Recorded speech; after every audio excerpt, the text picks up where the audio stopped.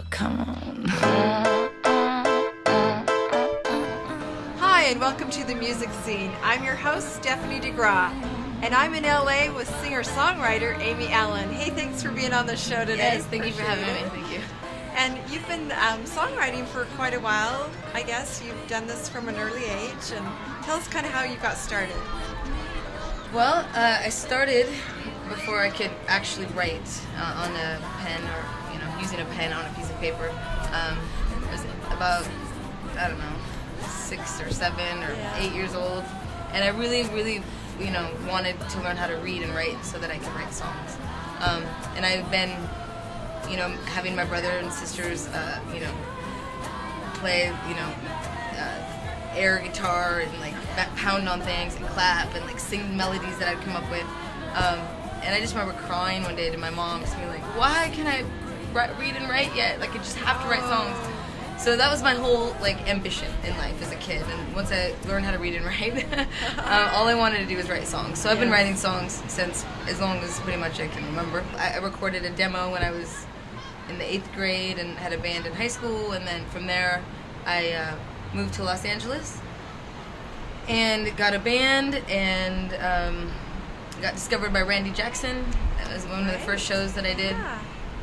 Signed a record deal and I've written for myself and various artists for the last several years, and so that's what I've been. That's to answer your question. Yeah, it's been a long road of songwriting and singing.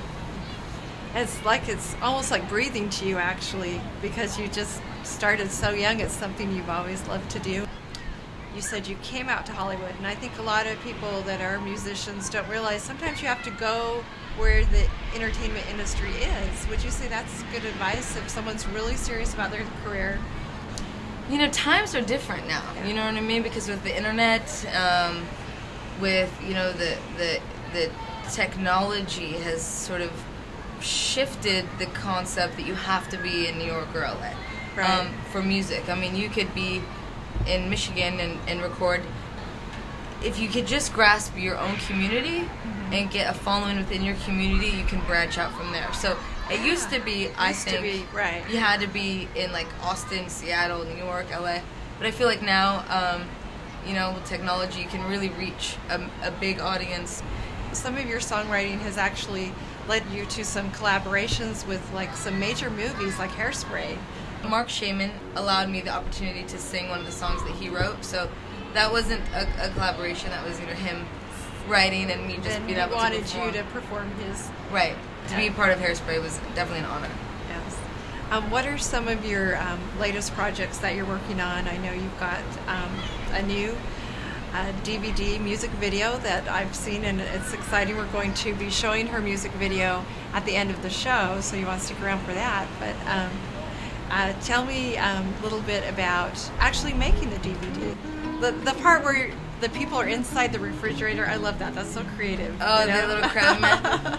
Well, the song's called On Vacation, and the music video is Alice in Wonderland's sort of delusion of how it feels to cry so hard that you start laughing, and you basically create your own reality.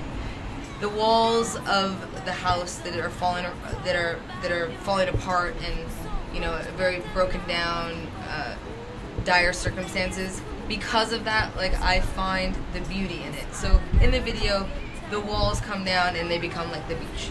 And in the refrigerator, there's rotten food, but instead I choose to see a crab man who's happy and whistling at me because I really so cute. I want to create my own reality amidst all of the tragedy. You know what I mean? Because sometimes you do that. Sometimes things get so hard in life that you just have to force yourself to be happy, and so that's what the video is. It's a lot of hard work to actually put together an album. And you mentioned to me earlier that you have something on the internet. Yeah, I put it on YouTube, but it's a little the behind the scenes of the album, so you can sort of see just snippets of me recording and me working and the musicians involved. I produced, co-produced this album. Okay, so you had even more involvement, worried about more things on the album than just actually writing a song. Right, So the there's concept, more, the sound, right. the vibe, the whole thing. I don't think a lot of us really realize that. We think, you're up on stage, you're talented, the music's flowing out of you, and we think it's so easy and glamorous, but there's actually a lot of hard work. I mean, we worked every single day for months and months on this. And one particular week, we averaged 17 hours a day, every day. And it was, but you know what, when it was done, it was worth it, Yes. It was exactly, what I had envisioned. And so I'm proud of it. Good. Well, people are going to have to check that out as well. Where can they go to get your music right now? Your website? Well, the album is my debut solo album. All right. And again, it's called Little Happiness. They can get it at Amazon or Best Buy or Rhapsody or iTunes. And they can go to aimeeallen.com. Yes. And they can go to myspace.com/AimmeeAllen. Okay. Yes. And I give it updates on Twitter. I got sucked into the whole Twitter thing, so they can follow me on Twitter as well. That's great. Yeah. Well, that's what artists need to do now, to be connected to their fans. And, and that's really, like you were saying earlier, that things have changed in the industry, and more opportunity for people that want to get into it. But I think that a lot of the artists I've noticed that are successful, they take the time to do little shows like this and reach out to their fans and let them know what you feel as an artist going through what you go through to create your music. What would you like the fans to know about you? Maybe a fun little tidbit that they don't know. Fun little tidbit. Well, let's see. I have a dog. I have a service dog. I have a dog that I anointed, I guess, to be a service dog. Okay. I guess registered is better than anointed. But it seems very dramatic. Yes. Last summer, I was assaulted by some gang members randomly. Goodness. Yeah. And after that, I realized I need my German Shepherd at my side at all times if I'm like walking the streets or I'm just alone ever. Yes. So she's my protector, and I have like a little identification for her. Oh, okay. So we're like completely legitimate. We fly together. We go to movies together. Oh, right on. Yeah. She's my best friend. That's awesome. Yeah. Well, and I think a lot of people don't realize too that when you're launching your CDs and your videos and you're going on tour, you pretty much have to live out of a suitcase, I guess. And so where are you based right now? And you were mentioning you've got family in Utah and you've got a lot of connections still here in LA. Well, this is my home. Los Angeles is my home. I have family all over the country: New York, Montana, Utah, Washington. Well, you've got places to go. LA, if you ever get tired of the tour bus, you can just go crash on your mom's couch or something. Right? No, yeah, we're going on tour with Sugar Ray from July 28th through September 26th, and we're going to do that tour all summer.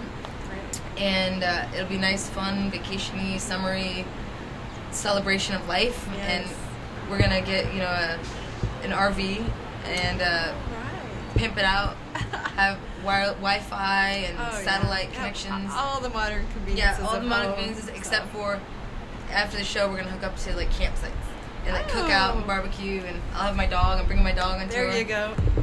The road can be a lot of work, but it's also rewarding. You know what I mean? Just like any hard work is rewarding at the end of the day. So, but at the end of the day, I will come back to Los Angeles and rest my head. Maybe get a little Christmas break, right? Yeah, maybe if I'm lucky. Well, that's great. It's exciting to hear all of your projects upcoming and everything. Thank you so much for being on our show. Thank you for having me. You've been watching The Music Scene. I'm your host, Stephanie DeGraw, and we really appreciate having Aimee Allen on our show. And everybody seems to agree.